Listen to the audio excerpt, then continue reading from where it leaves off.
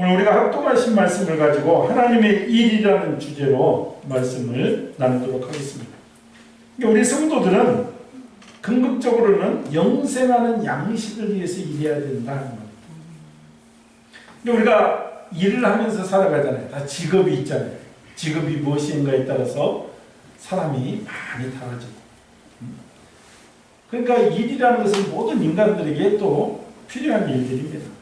사회가 발전함에 따라서 세분화되면서 많은 일들이 생기고, 저희가 어렸을 때만 해도 농사 짓고 단순했지만 지금은 얼마나 많은 정보와 이런 일들이 많은지 우리가 알 수가 없죠. 반면에 또 인공지능 AI의 영향으로 이제 많은 직업들이 사라진다고 예측되고 있죠. 그래서 그동안 금기시됐던 기본소득에 대한 방법이 우리나라 정치권에서도 여당, 야당 공히 말을 하고 있습니다. 그러니까 기본소득이란 소득에 관계없이 모든 국민들에게 일정 금액을 돈을 지급을 하는 것입니다. 이유는 앞으로 로봇이나 인공지능들이 전부 이를 대체하기 때문에 사람들이 일자리가 없다는 것, 그리고 그 로봇 인공지능들이 일하는 그 소득을 나눠준다는 것이죠. 그러니까 지금 현재 단계로 보면 머지않아서 이런 일이 실현될 수밖에 없는 거예요. 왜냐하면 저희가 식당에 가도 옛날에는 아줌마들이 끌고 왔지만 지금은 로봇이 삑삑거리고 자리 딱 찾아오고, 지금은 이제 사람이 내비는 거 있지만 점차 그 사람의 손이 없어지는 거예요. 황금사도 이제 없어진다고 그러잖아요. 예측. 그래서 한편에서는 참 좋겠다. 놀면서 돈 받고 그런 세상이 빨리 왔으면 좋겠다. 놀면서 돈 받으니까. 그런데 철학자들이나 많은 사람들이 경험적으로 얘기하는 것이, 사람들이 가장 힘들어하는 것은 할 일이 없다는 것이다. 이것이 사람을 힘들게 한다는 것입니다. 우리가 그리스 신화에서 가장 가혹한 형벌은 무한지옥에서 바위덩어리를 끊임없이 영원히 굴려 올리도록 숙명지어진 시지프스의 형벌이죠. 시지프스 왕은 이승에서 살았을 때 제 목적을 위해 수단을 가리지 않고 살다가 끝내는 제우스 신까지 속인 죄로 이 형벌을 받은 것입니다. 그러니까 이 시지프스 형벌은 뭐냐면, 무한지옥에서 온 두 손과 머리와 모든 힘을 동원해서 바위를 끌어올리면 끝까지 갔을 때 힘이 떨어져서 또 떨어지고 또 올리고, 이거를 무한 반복하는, 그렇게 숙명으로 된 거예요. 그런데 이 인간의 실존에 빗댄 까미의 시지프스 신화는 유명합니다. 특히 책받고 뚫리듯 반복적인 일을 하며 살아가는 인생들을 비유하기도 하죠. 그런데 또 철학자 사르트르는 시지프스는 그나마 굴러올린 바위라도 있으니까 얼마나 행복한지, 이보다 더 심한 지옥은 아랍 신화에 나오는 게하름입니다. 아랍 사람들은 죽으면 험상궂은 마왕 앞에 가서 심판을 받고, 그러고 나서 죄가 확정되어지면 머리카락만한 가나다란 다리를 건너. 낙인들은 다 빠진다는 거예요. 그러지, 머리카락만한 다리를 여러분도 건널 수 있겠어? 근데 이 빠지면 그곳 이름이 가해냄인데, 가해냄은 아무것도 없는 출구의 방입니다. 불교의 지옥처럼 밟고 걸어가야 할 바늘상도 없고, 살을 익히는 화염도 없고, 굶주린 독사떼도 없고, 시지프스처럼 굴려 올려야 될 바위도 없고, 영원히 죽지 못하고 영원히 할 일도 없는, 그러면 그렇게 편한 지옥도 있네요. 사람들이 이렇게 말하는데, 샤르트르가 간파하는 것은 영원히 할 일이 없는 것이 인간의 가장 고통스러운 일이다. 그래서 희곡 출구 없는 밤을 저술했습니다. 그러니까 이 세상의 그 많은 지옥들 가운데 가장 가혹한 지옥이 할 일이 없는 인간 상황인 것을 말하고 있습니다. 일이 없는 사람은 인생이 힘들다. 인간은 사회적 동물입니다. 사회 속에서 많은 사람들과 관계를 맺으면서 일하면서 살아가게 만들어집니다. 그런데 일하는 모습을 보면 또 천태만색이다. 똑같은 조건에서 똑같은 시간에 똑같이 일하는데도 어떤 사람들은 생글생글하면서 일도 하고, 어떤 사람은 의무적으로 힘들면서 일을 하고, 또 종업원은 일을 많이 하면 할수록 힘들다고 얘기하고, 주인은 일을 많이 해도 너무 기쁘고. 왜냐하면 의무가 그것을 얘기하는 거예요. 일하는 의무. 의무라는 것에 따라서 사람들이 생각이 다르게 작용하기 때문에 그렇습니다. 그래서 어떤 경제학자가 말하기를 의무적으로 일하는 현대인들은 이틀이면 할 일을 일주일 동안 힘들게 일한다. 다들 바쁘다고 하지만 사실 다 따지고 보면 이틀이면 다 일할 수 있는 거예요. 그런데 그거를 5일 동안 나눠 쓰면서 일하는 거예요. 그런데 대부분의 사람들에게 야, 빨리 일 해치고 나머지 쉬어라 그러면 다 이틀 만에 끝난다는 것이죠. 그러니까 어차피 일을 하지 않으면 살 수 없는 자본주의 사회구조 속에서 우리는 살아갑니다. 어차피 해야 할 일이라면 힘들게 하는 것보다 보람되게 일하는 것이 좋은데, 그러려면 의무보다는 우리가 사명의식이 있어야 됩니다. 하나님께서 나를 주관하시고 이 땅에 내시고 오늘 또 이 일을 통해서 하나님께서 나에게 영광을 받으신다는 그 의무가 있어야 됩니다. 주님께서 지금 이 일을 명하신 이유가 있다는 사명의식, 그리고 이 일을 통해서 주님의 영광을 나타낸다는 그런 소명의식이 있어야 되는 것입니다. 인간이 먹는 것은 살기 위해서만이 아니고 인간이 사는 것은 먹기 위해서만이 아니라 선한 일을 열심히 하며 살아가는 것이 우리의 창조 목적이기 때문에 그렇습니다. 그러므로 사람은 무슨 일을 어떻게 하느냐에 따라 그 사람의 존재의 의미와 가치가 좌우될 정도로 일은 매우 중요한 것입니다. 하나님께서 인간을 맨 처음 창조하셨을 때 낙원, 지상 낙원, 에덴 동산, 영생을 누리며 살게 하셨기 때문에 지금처럼 생존을 위해서 일할 필요가 없었던 것이죠. 그럼에도 불구하고 하나님은 인간을 에덴 동산에서 빈둥거리며 놀고 먹게 하신 것이 아니라 나름대로 일을 주셨습니다. 그래서 바로 자기를 계신 창조주 하나님을 믿고 그 하나님께 영광과 찬송을 돌리며 생육하고 번성하라는 것이 하나님의 뜻이다. 그래서 우리가 이사야에서도 나와 있지만 우리가 사는 목적은 하나님을 찬양하는 것, 그리고 번성하여 땅을 정복하는 것. 그 같은 일은 고통스러운 형벌이 아니라 하나님이 공급해 주시는 새로운 은혜와 축복을 지속적으로 받아들이게 하는 도구요 축복의 통로였습니다. 그 하나님은 인간에게 일을 시키시기만 한 것이 아니라 창조 사역부터 비롯해서 그 피조물이 잘 유지되도록 하는 일을 지금까지 한순간도 쉬지 않고 일을 하고 계시는 분이 지금 하나님이십니다. 하나님만 그렇게 부지런하신 분이 아니고 하나님이 보내시는 독생자 예수님의 생애를 보면 예수님 역시 매우 부지런히 일하는 분이셨음을 우리가 알 수가 있습니다. 예수께서 저에게 이르시되 내 아버지께서 이제까지 일하시니 나도 일한다 하시매 성경에 나와 있습니다. 그렇다면 하나님이나 그의 보내심을 받는 독생자 예수님은 누구를 위해서 이렇게 열심히 일을 하셨으며 오늘 우리는 누구를 위해서 열심히 일을 하며 살아가고 있는지 돌아보자는 것입니다.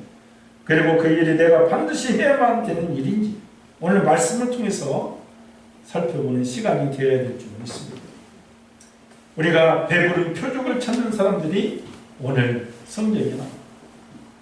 오늘 성경을 보면 예수님을 열심히 찾아 동분서주하는 사람들이 나옵니다.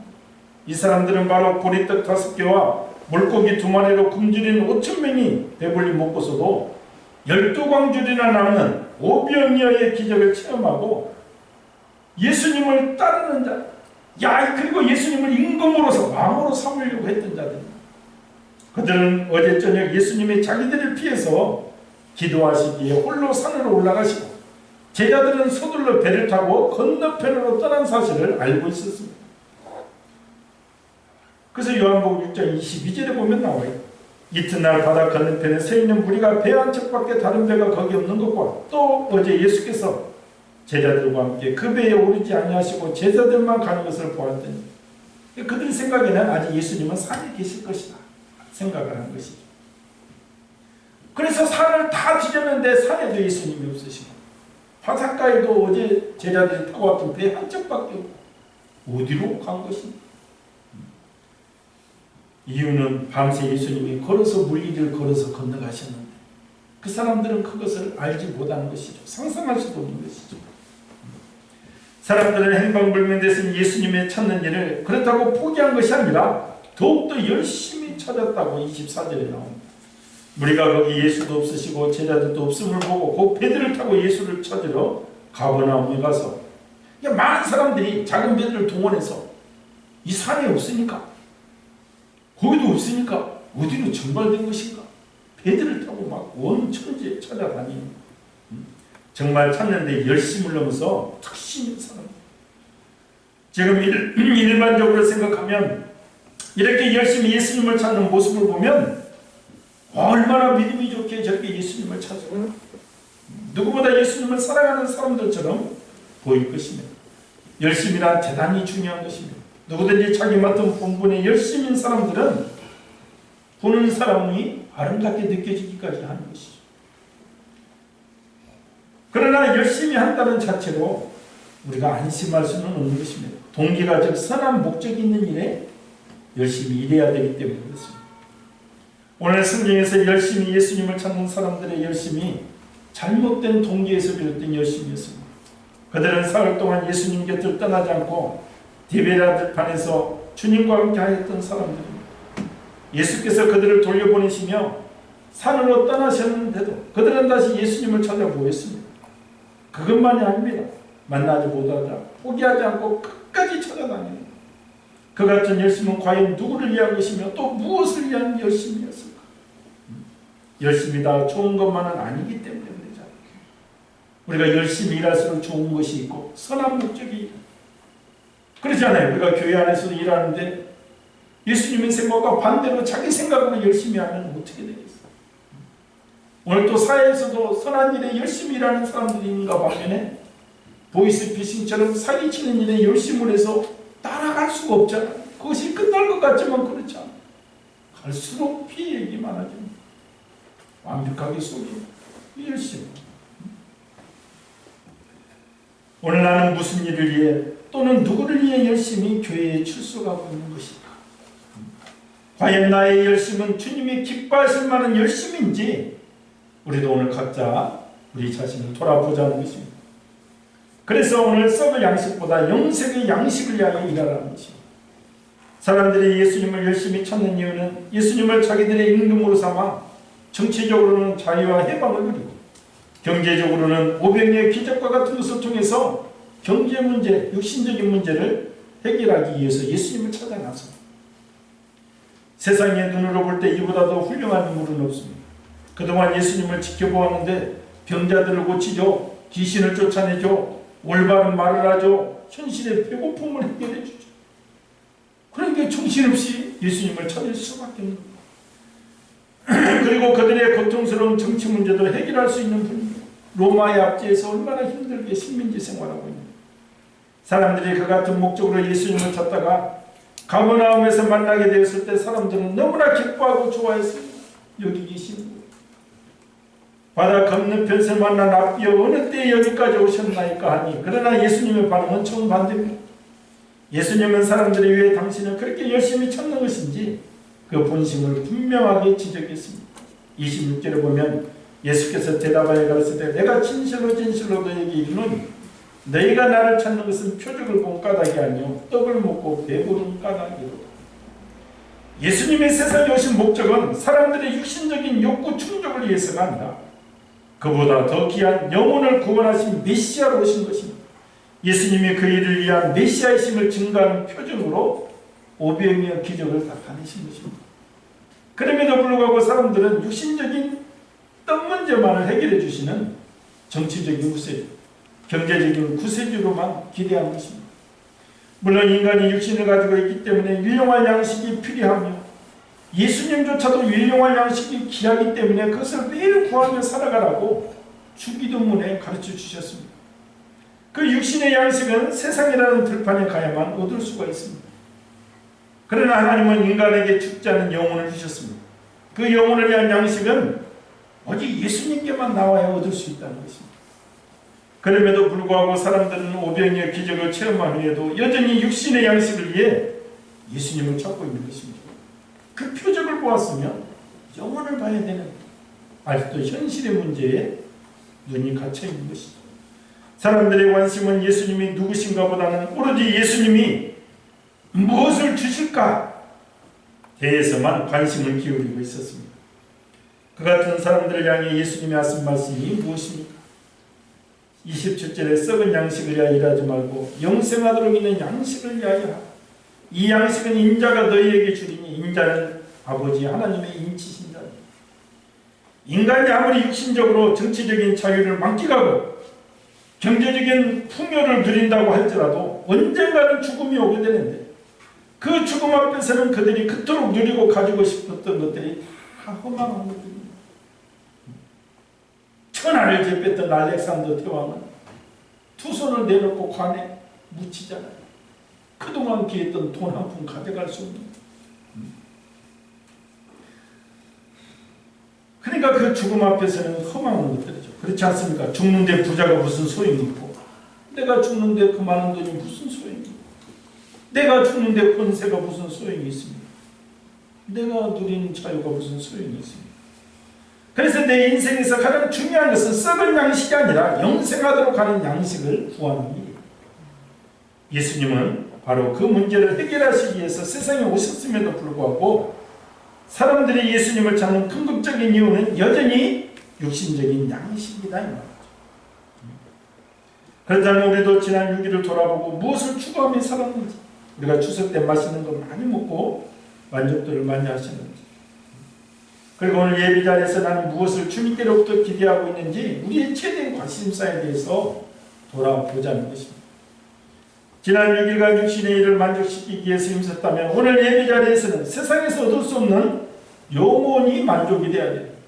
생명의 양식과 주님의 영광과 교회와 성도의 유익을 위해 내가 열심히 일하는 것이고, 일을 하면서 그 만족이 있어야 되는 거죠. 오늘 저 예배를 보면서도 내 마음이 뜨거워져. 우리가 살고 있는 이 안락한 생활이 얼마나 감사합니다. 저런 민족, 아프리카도 얘기했잖아요. 기근해. 아직도. 그러니까 생기 밥만 먹어도 얼마나 감격적입니다.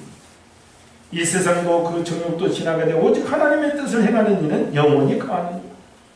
육신의 양식을 위해서 열심히 일을 하면 무엇인가를 거둘 수 있다면 영원한 생명의 양식을 위해 열심히 일하였을 때 그 수고는 절대 헛되지 않는다고 고린도전서 15장에 보면 나옵니다. 그러므로 내 사랑하는 형제들아, 경고하며 흔들리지 말며 항상 주의 일에 더욱 힘쓰는 자들이 되라.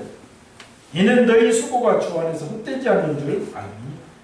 우리가 예수 안에서 우리가 교회 나와서 하는 일은 절대로 헛되지 않는다는 것입니다. 하나님께서 반드시 계수해 주신다. 우리가 주님의 일에 힘쓸 때 감찰하시는 주님께서 우리의 그릇을 보시고 이 교회를, 우리 성도들을 더욱더 귀하게 크게 쓰임받게 인도하실 줄 믿습니다.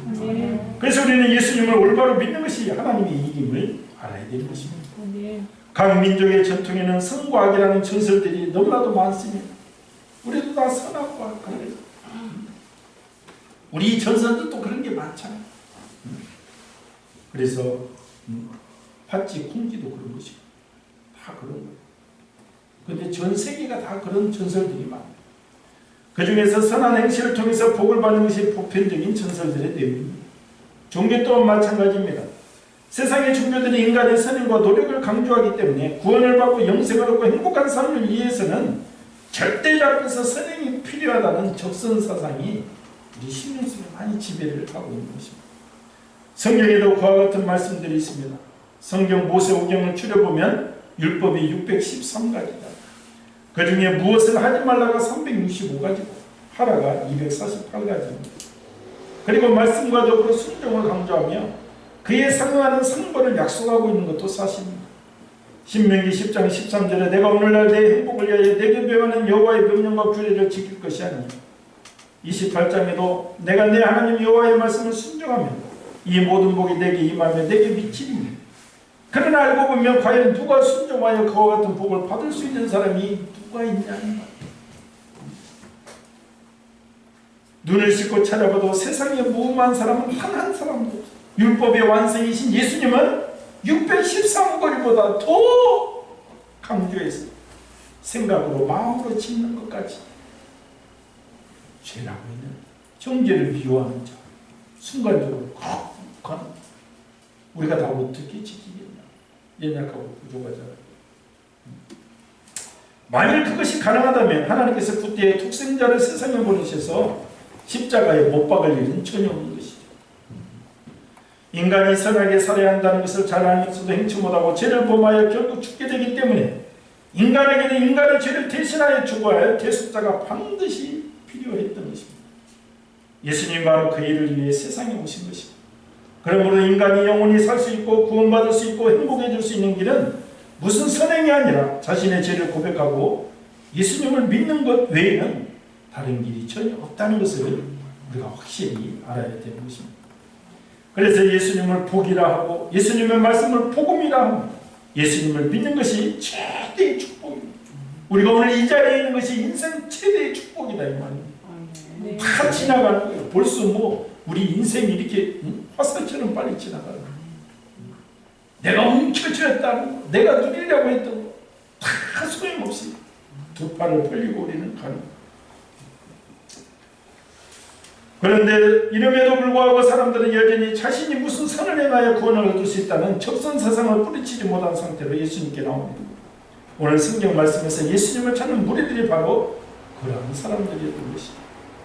예수님께서 당신을 찾는 무리들에게 썩은 양식을 위하여 일하지 말고 썩지 않은 양식을 위하여 일하라고 말씀하셨을 때 사람들이 예수님께 던진 질문을 보면 알 수 있습니다.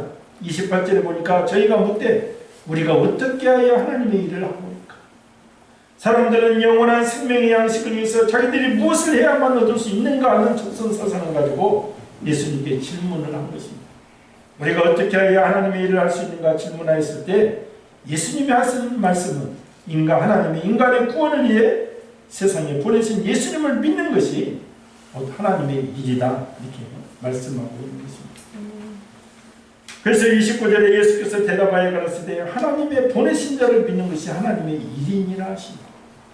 하나님을 불신앙하고 우상을 숭배하며 자기 이익을 위해 남에게 피해를 끼치기를 마다하지 않고 평생을 살다가 결국 출근해 있는 그 죄로 말미암아 지옥에 가야 될 인간이 과연 하나님을 위해서 무엇을 할 수 있으며 또한 자신의 구원을 위해 무엇을 할 수 있겠습니까? 죄의 용서는 범죄자에게 있지 않고 죄인을 심판하는 재판장에게 있는 것처럼 우리의 구원은 우리가 무엇을 하면 될 수 있는 것이 아니라 우리를 구원하시기 위해서 모든 것을 계획하시고 준비하시고 그것을 다 이루신 예수님을 믿고 그 말씀을 따라 행하는 것 외에 다른 길이 없는 것임을 우리가 분명히 알아야 되는 것입니다. 이 예수님을 잘 믿고 영생의 기쁨을 나누는 일을 열심히 할 때 주시는 보너스가 마태복음 6장 33절 말씀입니다. 너희는 그의 나라와 그의 의를 구하라 그리하면 이 모든 것을 더해 주겠다는 것입니다. 예수님을 잘 믿고 말씀에 순종하고 주님 다시 오실 길을 예비하며 살아갈 때에 오늘 무리들이 예수님을 찾았던 물질의 건강과 자유를 더 주신다. 마치 솔로몬이 백성을 잘 다스리기 위해서 일천번제를 드리며 판결의 지혜를 구할 때 그가 구하지 않은 부와 기회를 주신 것과 마찬가지인 것입니다. 세상에서도 말합니다. 돈을 쫓아다니서는 결코 돈을 벌지 못합니다. 모든 일을 성실하게 일할 때 물질도 따라오는 것.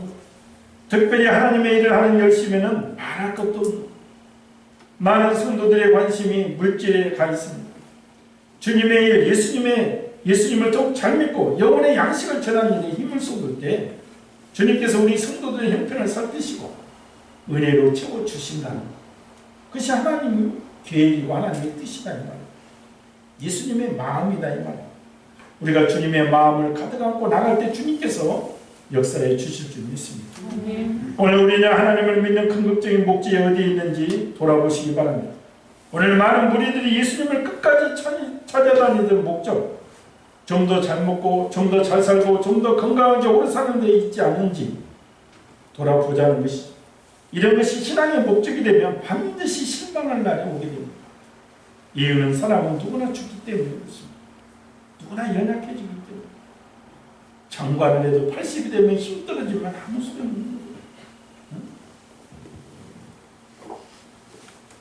예수님이 세상에 오실 때 황금 보석을 갖고 오시지 않았습니다.